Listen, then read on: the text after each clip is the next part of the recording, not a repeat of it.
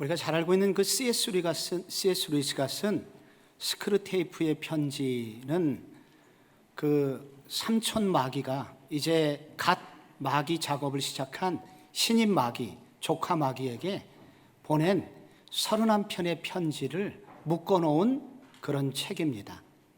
이 책에 좀 우리가 꼭 기억했으면 하는 내용이 하나 있습니다. 너의 임무는 늘 환자로 하여금 깊이 생각하지 못하게 하는 것임을 명심해라. 여기서 환자는 기독교인을 말합니다. 앞으로 네가 관리해야 될 저 기독교 환자들, 교회 가는 것까지는 막을 수 없고 예배를 드리는 것까지는 괜찮은데 은혜 받지 못하게 해라.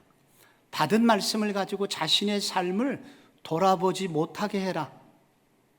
그래서 대중 속에서 그냥 집회 속에서 참석만 하고 그들의 신앙이 거기서 정지하게 하라 라고 그 마귀는 가르치고 있다는 것입니다. 그래서 종종 기독교인들 중에, 성도들 중에도 신앙생활을 잘하는 것 같다가도 중간에 어느 날 보면 넘어지는 경우가 있고 아예 신앙을 떠나는 경우도 종종 있습니다. 왜? 이 말씀이 그냥 대중 속에서 어떤 집회에 참석한 것으로 내가 어떤 형식을 가지고 있기 때문에 신앙인 줄 알았는데 어떤 문제를 만나게 되었을 때 그것이 아니라는 것을 깨닫게 되고 무너져 버리게 되었기 때문입니다. 정말 신실한 성도는 누구인가? 말씀을 듣고 그 말씀으로 나 자신을 돌아보고 말씀을 내면에 깊이 새길 때 이 말씀은 효력이 있고 우리의 영적인 건강을 새롭게 한다는 사실입니다. 그래서 말씀을 가지고 내 자신을, 내면을 들여다볼 때 우리의 신앙은 건강해질 수 있다라고 그 책은 설명을 하고 있습니다. 지금 코로나가 다시 기세를 부리고 있지요. 어쩌면 다시 거리두기가 시행될지 모른다는 이야기도 들리고 있습니다. 우리의 오랜 기도에도 불구하고 이렇게 재앙은 끝나지 않는 것인가? 우리는 이 재앙의 문제 앞에서 지나간 2달간 출애굽기에 나오는 10가지 재앙을 함께 묵상을 했습니다. 피게이파가 독종 우박매를 암장하다. 나일강이 피로 변하고 개구리 이파리, 가축의 온역과 독종과 우박과 메뚜기, 그리고 암흑의 재앙으로 오늘 어쩌면 재앙에 관해서는 마지막 설교가 될 수도 있겠습니다. 왜 이런 재앙을 끊임없이 애굽 사회에 주셨단 말인가? 그것을 통해서 이 시대를 돌아보았었죠. 그런데 이 10가지 재앙은 이게 단순한 징계가 아니라 애굽의 우상을 깨뜨리는 일이었다고 함께 묵상했습니다.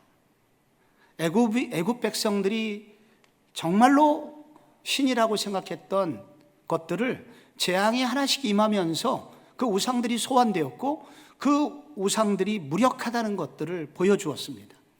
그런 우상이 깨어지는 것을 통해서 하나님의 능력이 나타났습니다. 둘째는 이 재앙의 특징이 있는데 뒤로 갈수록 강도가 세지게 된다는 것입니다. 그리고 이 재앙은 10가지지만 3가지씩 묶여있고 각 3가지 재앙의 3번째 재앙은 예고 없이 재앙이 갑자기 주어진다는 것이고 그리고 마지막 재앙 10번째 재앙 때 완전히 무너지는 것으로 특징이 되어 있습니다. 그런데 이 재앙을 읽어보면 재앙의 특징 중에 앞부분에는 비교적 겉으로 보이는 우상에 대해서 관심이 많지만 뒤로 갈수록 우리의 내면 속에 있는 우상을 들추어내고 계십니다. 그래서 앞부분에는 돈이라든지 나일강의 어떤 풍요라든지 이런 것에 관심이 있었지만 우리가 지난주에 함께 묵상했던 메뚜기 재앙은 이 권력의 재앙을 심판하시는 그런 내용이었었습니다. 그런데 또 하나 생각해야 될 것은 이 출애굽기라는 책은 구원을 받아 광야길을 걸어가는 이스라엘 백성들을 위해서 쓰여진 책입니다. 그런데 왜 자꾸 우상 얘기를 하시냐면 이 이스라엘 백성들도 구원을 받았지만은 여전히 그들 속에 우상이 남아 있었습니다. 애굽 땅에서 보고 배웠던 것이 너무 뿌리가 깊어서 예수를 믿었으면서 하나님의 은혜로 구원을 받았음에도 불구하고 그들은 애굽에 있었던 그 옛날을 그리워했었습니다. 그리고 기회만 되면 우상을 섬기려고 했었지요. 하나님은 그것을 깨뜨리고 계신 것입니다. 그래서 결국 이 말씀은 오래전 말씀이 아니라 오늘 우리가 드려야 되는 말씀이라는 것입니다. 구원받은 우리들, 예수를 믿은 우리들, 교회를 다니는 우리들, 그러나 삶의 현장에서는 별로 세상 사람과 혹시 다름이 없는 모습으로 살고 있다면 이 말씀 앞에서 나를 돌이켜봐야 한다는 것입니다. 오늘은 10번째 재앙, 9번째 재앙, 태양이 빛을 잃어서 암흑이 온 애굽 가운데 임했다고 합니다. 고대 시대의 태양은 희망 자체였습니다. 그래서 일식만 생겨도 하늘이 왕을 원치 않는다 하여 폭동이 일어나곤 하였습니다. 그래서 이 해가 빛을 잃어버린 것은 고대 사회에서 그것은 공포였고 죽음과 같은 일이었습니다. 아마도 많은 정신병 환자들이 생겼을 것입니다. 사랑의 하나님이라고 하시면서 왜 이런 암흑의 재앙을 애굽 땅에 내리신 것일까요? 여러분 21절과 23절 사이를 보면 이 암흑의 재앙이 두꺼운 암흑이었다라고 원문은 나옵니다. 그냥 암흑이 아니라 곧 더듬을 만한 흑암이니라 라고 21절에 나와 있습니다. 그리고 22절은 손을 내밀어서 그렇게 캄캄한 흑암이 3일 동안 있었다고 기록합니다. 그리고 사람들이 서로 볼 수 없었고 자기 처소에서 일어나는 자가 없었다고 말하고 있습니다. 아니, 어둠이 임하면 밤이 되면 어떻게 해야 되나요? 촛불이라도 켜서 아이들한테 아직 우리가 살아있다 하는 것도 알려줘야 되고, 배가 고픈 아이들에게 음식도 먹여야 되고 화장실도 가야 되지 않습니까? 그러나 이 3일 동안 이불 안에서 나오는 사람이 없었다고 합니다. 왜 그럴까요? 이것은 거대한 공포가 그들을 붙들고 있었다는 이야기입니다. 3일 동안 엄청난 심리적 충격을 애굽인들이 받았고 삶의 의욕을 다 잃어버리게 되었다는 것입니다.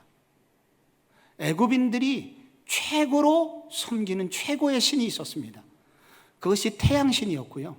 태양신의 이름을 라라고 그렇게 불렀습니다. 이 라신은 그들에게 최고의 신이었습니다.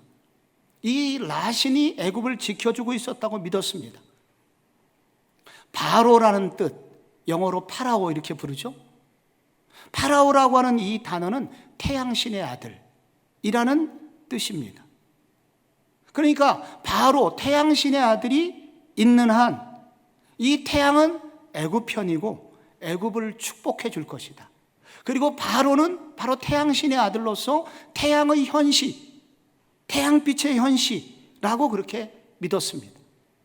근데 바로 그 애굽 땅에 암흑이 임하게 된 것입니다. 태양이 빛을 잃어버리게 된 것입니다. 그들이 그동안 알고 있었던 바로, 그리고 그들을 편에 있었다고 믿었던 라신이 그들을 완전히 배반을 한 것입니다. 여러분, 바로가 태양신의 아들입니다. 이게 사실일까요?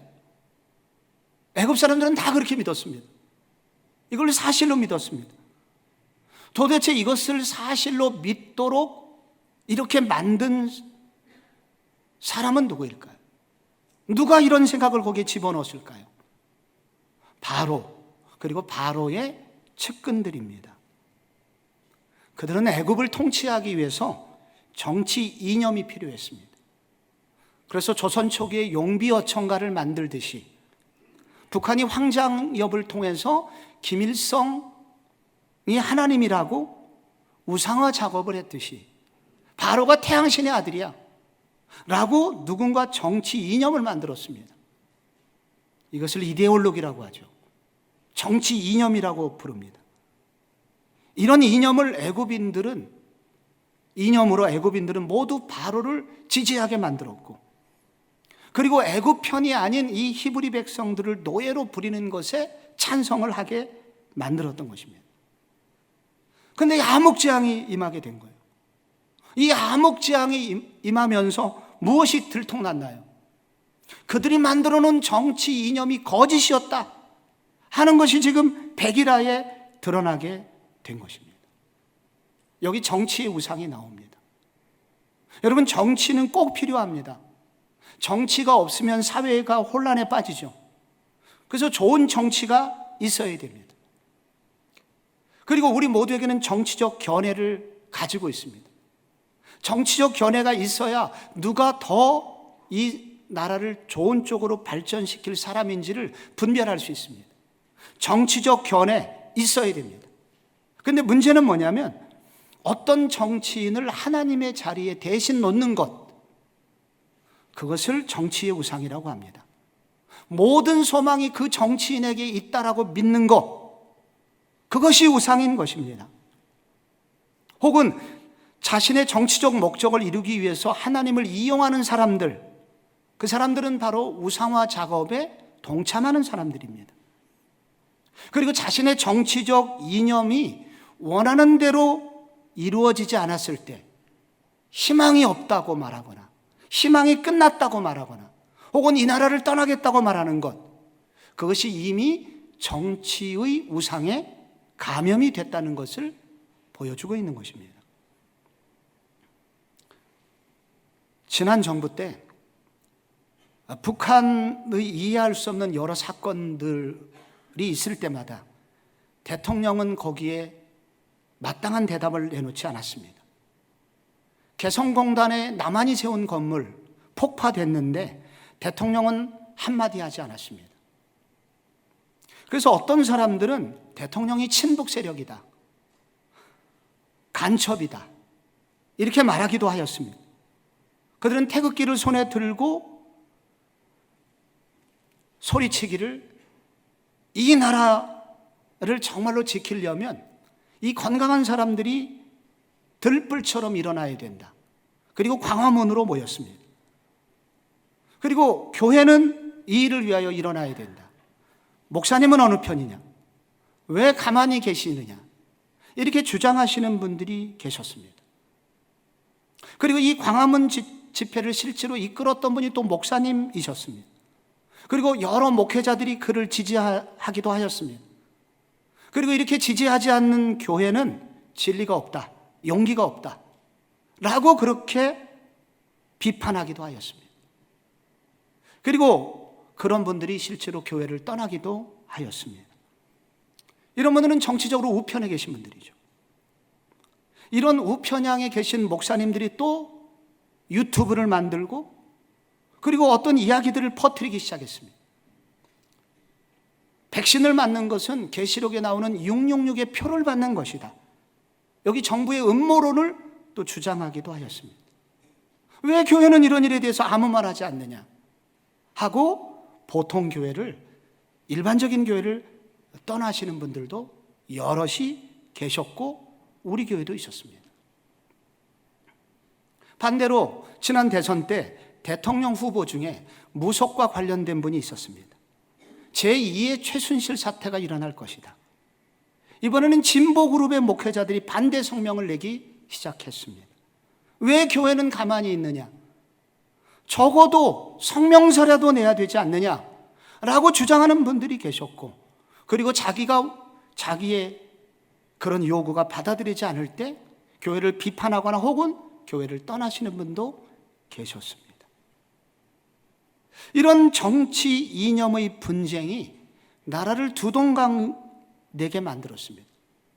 광화문파가 있었고 서초동파가 있어서 나라는 갈라졌습니다. 그런데 이것이 여기서 끝나지 않고 가정 내에서도 심지어 남편과 아내가 이념이 달라서 서로 멀어지는 경우가 있고, 그리고 부모와 자녀도 갈라놓게 되었습니다. 이것이 교회 안에 밀려들어와 서로 선거운동을 하면서 파를 만들었고, 문자를 보내고 서로 자기 주장을 펴고 여러 모임들이 깨어지기 시작했습니다. 산에 가면 어떤 형상이 있습니다. 그걸 우상이라고 그러죠. 그리고 길거리에 옛날에 단군상이 있었습니다. 이런 게 우상입니다. 그러나 이런 우상들은 우리를 갈라놓지는 않습니다. 그래서 이런 것들은 무서운 우상이 아닙니다. 그런데 진짜 무서운 우상은 바로 우리 내면 속에 있는 우상입니다. 우리가 갖고 있는 정치적 이념을 우상으로 만들 때 그것은 결국 우리 가정을 파괴하고 교회까지 파괴하는 강력한 우상이라는 것이고, 이것이 지금 애굽 땅에도 그런 우상들을 섬기고 있었다는 것입니다. 둘째로 이 암흑의 재앙이 드러내는 또 하나가 있습니다. 그런데 이런 정치의 우상은 결코 세상을 구원할 수 없다 하는 것을 선언하고 있습니다. 22절에 보면은 온 이스라엘 자손들이 거주하는 곳에는 빛이 있었더라. 고센 땅에는 빛이 있었대요. 여러분, 이게 매우 신비한 것입니다. 멀리서라도 저 멀리 먼 동네에 빛이 있으면 이 어둠 속에 있는 곳에 빛이 일부 비추기 때문에 희망을 갖게 되고 그 빛을 향하여 가까이 갈 수 있게 됩니다. 그런데 여기 고센 땅에 있는 이 빛은 완벽하게 고센 땅에만 비추었고, 고센 땅을 벗어난 그 다음 공간부터는 완벽하게 빛이 차단되는 신비한 빛이었습니다. 도대체 고센 땅에 빛이 있었다는데 그 빛은 도대체 어떤 빛이었을까요? 창세기 1장에 보면은 태초에 하나님이 천지를 창조하실 때 첫째 날 빛이 있으라 하실 때 빛이 있었습니다. 그런데 여러분, 넷째 날 만들어진 게 해, 달, 별입니다. 그러니까 해가 있기 전에 먼저 빛이 창조되었는데 태양으로부터 나오지 않는 그런 첫째 날 만들어진 빛은 도대체 무슨 빛일까요? 그 빛을 일컬어서 빛의 원류 혹은 빛의 에너지원이라고 말합니다. 하나님 자신이 빛이시거든요. 그런데 하나님이 가지고 계신 어마어마한 빛의 일부를 세상에 나누어 주심으로써 여러분, 이 우주에 처음으로 빛이 등장하게 된 것입니다. 하나님이 하나님의 빛의 에너지를 이 땅을 위해서 일부러 나눠주신 것, 그게 첫째 날 만들어진 빛입니다. 그리고 이 빛이 넷째 날 태양과 해달별, 소위 해달별은 일종의 이 빛이 비추어지는 도구, 기구들인 것입니다. 그래서 하나님께서 때에 맞춰서 해를 비추기도 하고 해를 또 돌려서 빛이 비추지 않도록 하는 낮과 어두움을 조절하시는 일이 있었던 것입니다. 저는 신학교 다닐 때 전기가 한번 끊긴 적이 있습니다.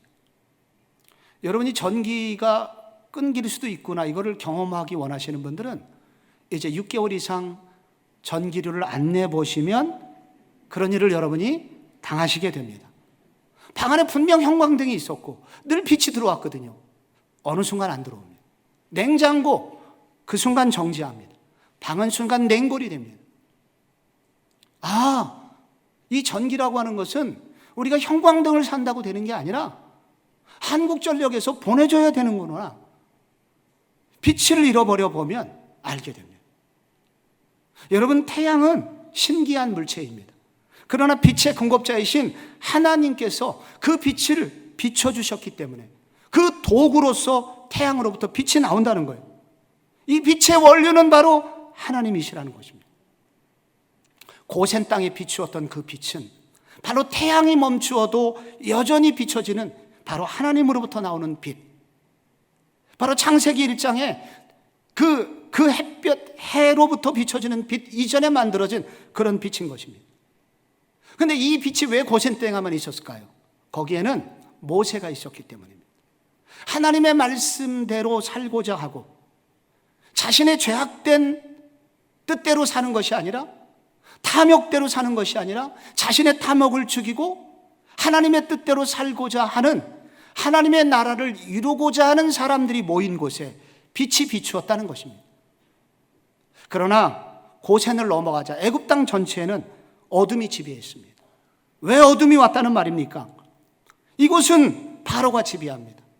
바로처럼 정치 이념을 만들어서 자기 나라를 세우려고 하는 사람들, 하나님의 형상대로 창조된 인간을 노예로 만들어서 인간을 수단화해가지고 완전히 자기의 행복을 위해서 사람들을 죽이는 이 죄와 탐욕이 가득한, 악함이 가득한 여러분, 이 애굽 땅을 하나님은 그 땅에 빛을 주지 않았다는 것입니다.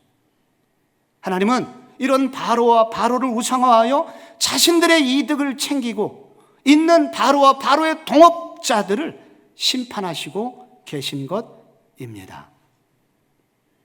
여러분, 창세기 3장에 보면은 아담과 하와가 범죄하여 하나님의 뜻을, 하나님의 말씀을 거부하게 됩니다. 그 다음부터 생긴 현상이 있어요. 이제 인간은 인간 스스로 노력해서 양식을 얻어야만 했습니다. 그러니까 많이 부족해요. 재화가 늘 부족해요. 그래서 그들은 이 부족을 채우기 위해서 많은 노력을 했습니다. 어떻게 하면 우리가 더 충분한 이 재화를 얻으면서 살 수 있을 것인가?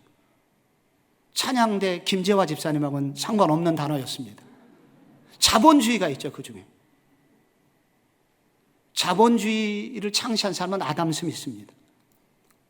우리가 열심히 살도록 자유를 주고 열심히 물건을 만들고 이것을 시장에 내다 팔고, 그러면은 시장은 보이지 않는 손, 수요와 공급에 의해서 조정이 되어서 최상의 아름다운 결과가 나올 것이다. 그래서 많은 나라들이 자본주의를 채택하여 경제 행위를 했습니다.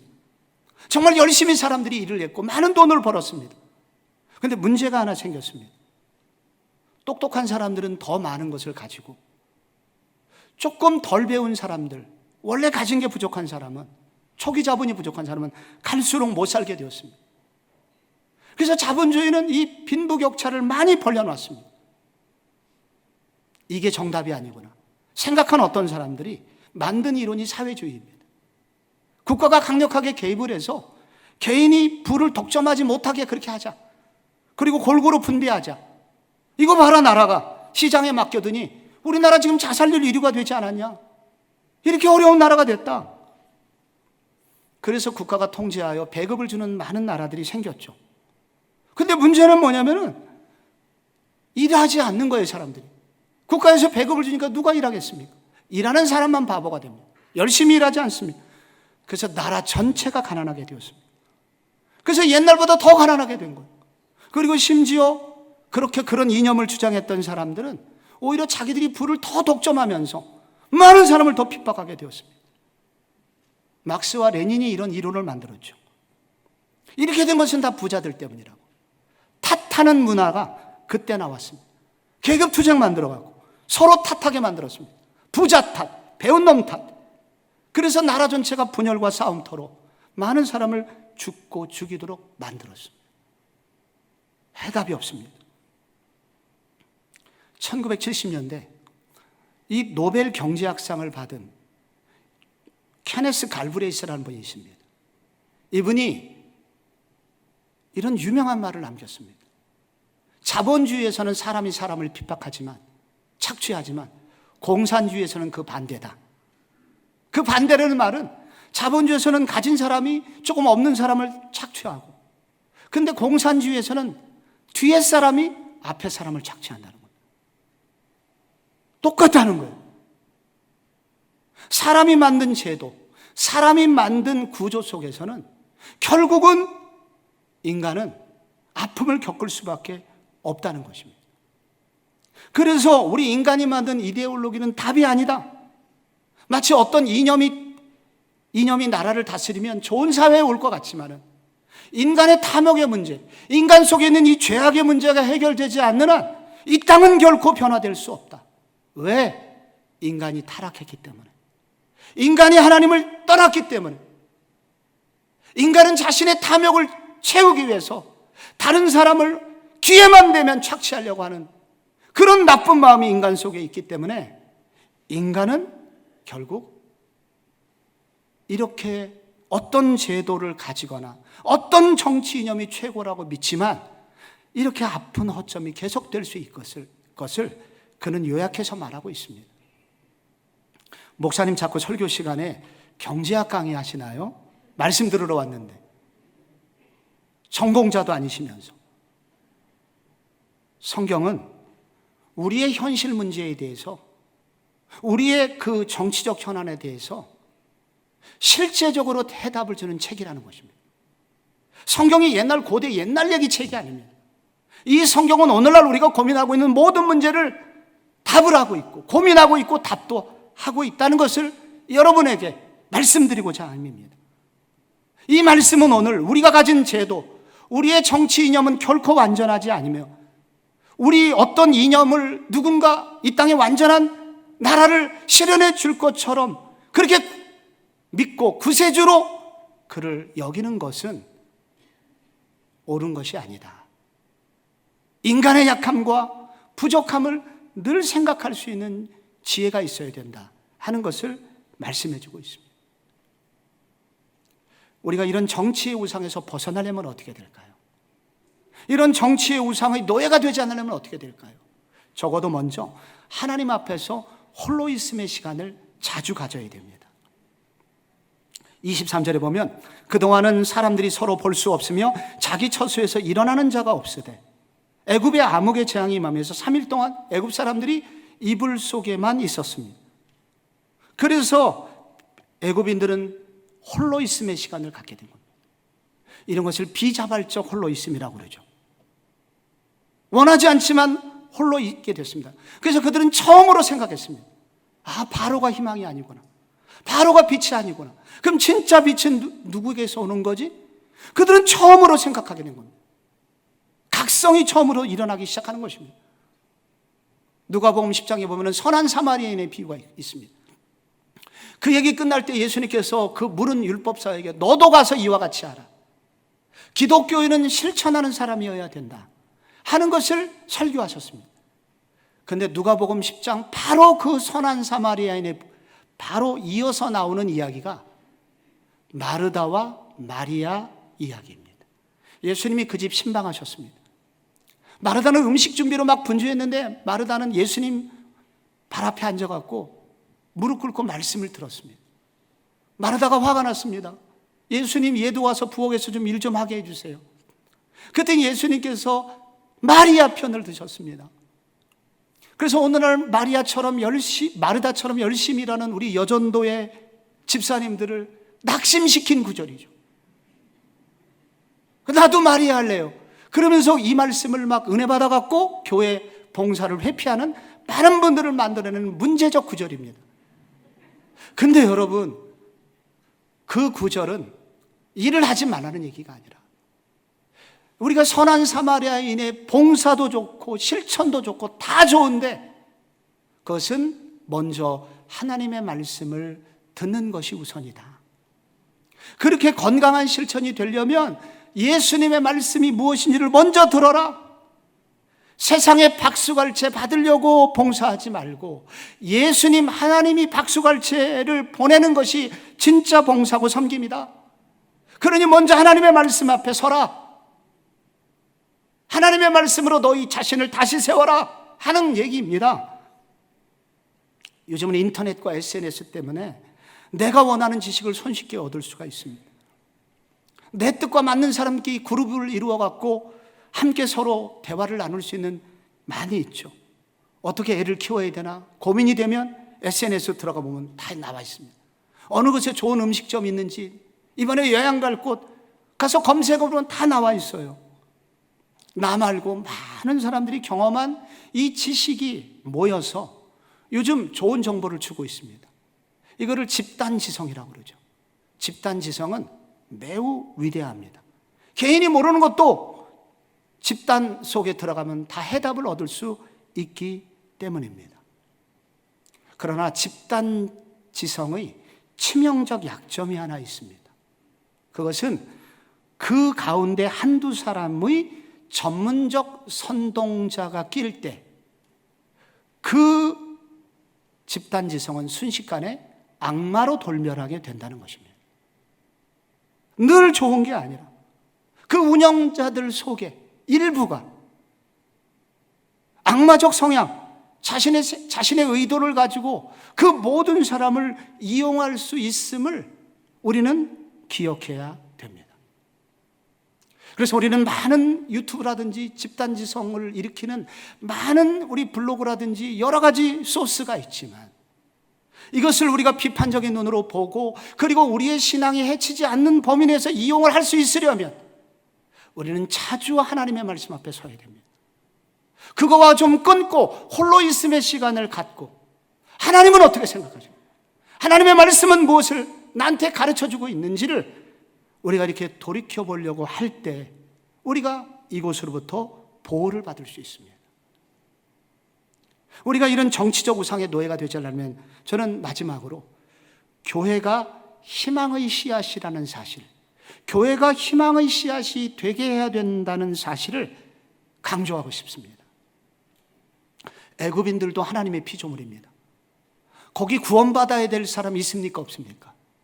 있죠. 구원받아야 될 사람이 있어요. 그런데 모세는 그들을 구원할 수 없었습니다. 왜 구원할 수 없었습니까? 바로가 워낙 강했기 때문에, 그리고 바로의 뒤에는 마귀가 있었기 때문에 모세는 이길 수 없었고, 그리고 바로와 이 사단이 바로를 통해서 만들어 놓은 정치 이념으로 애굽의 모든 백성들이 완전히 감염되어 있었기 때문에 모세가 무슨 얘기를 해도 애굽인들은 믿어주질 않았고, 결국은 그들은 구원받지 못하게 된 것입니다. 여기 그래서 구약을 읽을 때 한탄이 나옵니다. 누가 애굽의 이렇게 정치적 이념, 잘못된 정치 이념의 노예가 된 이 사람들을 해방시켜 줄 수 있단 말인가? 누가 구원시켜 줄 수 있단 말인가? 이런 고통스러운 질문을 던지게 됩니다. 그런데 딱 한 분이 그렇게 할 수 있다고 성경은 말합니다. 바로 그러한 정치 이념으로 완전히 묶여있는 그런 모세가 해결해 줄 수 없는 사람을 구원해 줄 수 있는 사람이 딱 한 분이 있다고 성경은 말합니다. 그분은 하나님의 아들이지만 인간의 몸을 입고 이 땅에 오신 분이시고, 인간들이 가지고 있는 이런 탐욕과 모든 죄 때문에 하나님과의 관계가 끊어져서 빛을 잃어버리고 있는 바로 이 세상 사람들을 위하여 대신 십자가에서 죽음을 죽어주신 분이시다. 그분의 이름이 예수라는 것입니다. 그런데 그 예수는 여러분 누가 십자가에 못 박았을까요? 보수 우파가 예수를 십자가에 못 박았습니다.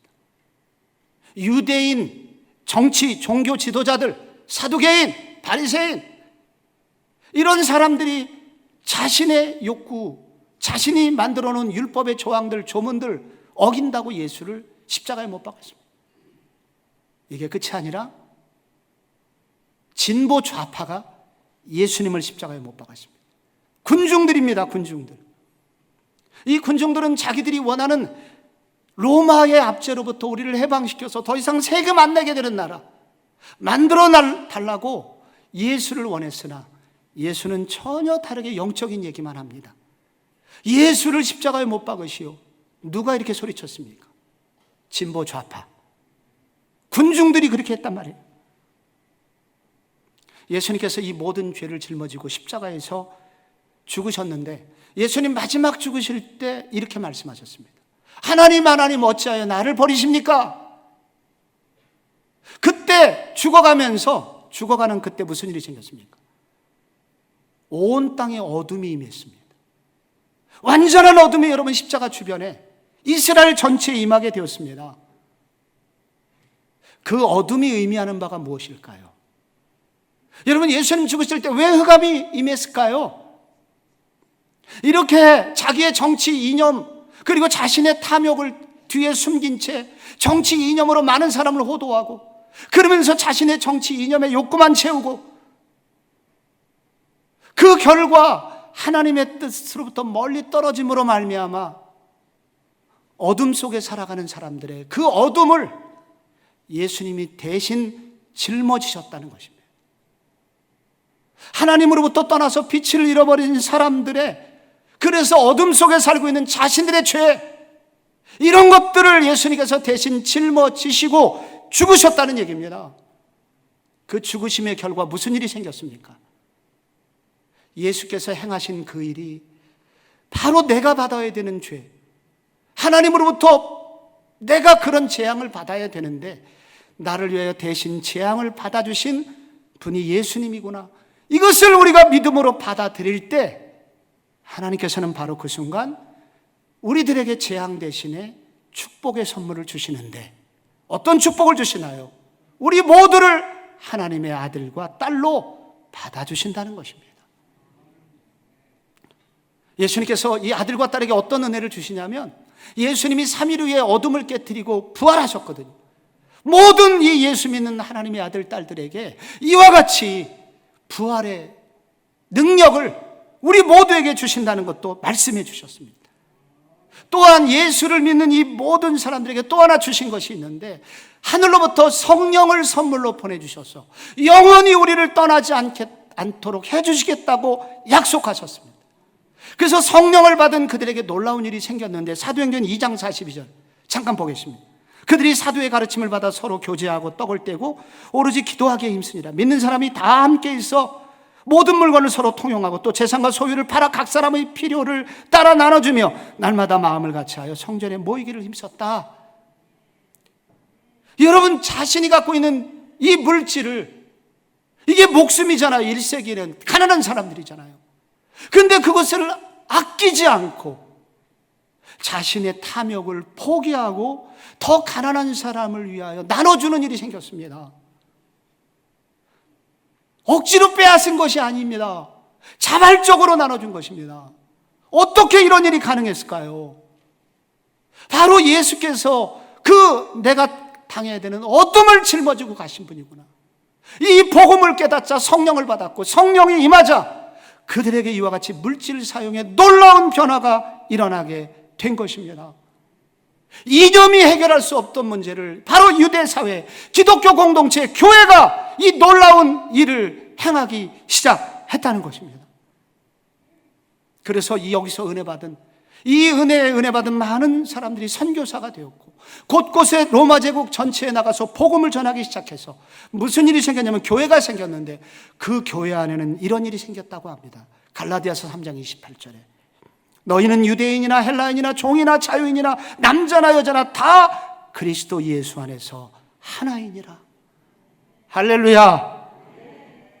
그래서 로마 제국에서 유일하게 정치적으로 생각이 달라도, 혈통이 달라도, 자라온 배경이 다르고 배운 게 달라도 온전히 하나 될 수 있는 놀라운 공동체가 생겼으니 그게 교회였다는 것입니다.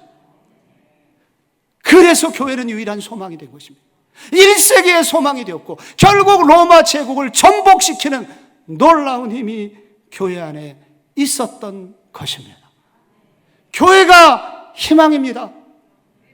1세기의 기독교인들에게 당신 누구 편이요? 이렇게 물을 때 그들은 답변했습니다. 저는 예수 편입니다. 당신 어느 당이요? 헤롯 당이요? 열심당이요? 저는 예수당입니다.